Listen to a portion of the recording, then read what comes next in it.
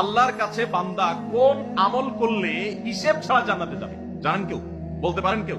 ভাই, আল্লাহর কাছে হিসেব দিয়ে জান্নাতে যাওয়া কি সহজ কাম না কঠিন কাজ? আরে আল্লাহর কাছে তো অনেক দূরের কথা।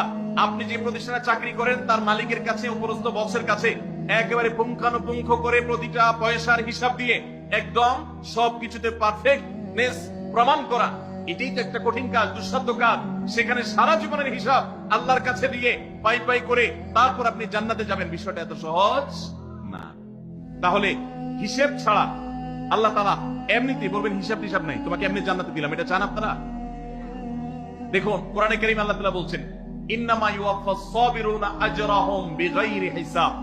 আল্লাহ বিনিময় দেওয়ার ক্ষেত্রে, সওয়াব দেওয়ার ক্ষেত্রে দুনিয়াতে যারা সবরকারী হবে, যারা ধৈর্যশীল হবে, যারা সহিষ্ণু হবে, যারা নিজেকে নিয়ন্ত্রণ করতে পারবে, এই সবরকারীদেরকে আল্লাহ তাআলা হিসেব ছাড়া দিবেন, তাদেরকে সওয়াব দিবেন হিসেব ছাড়া।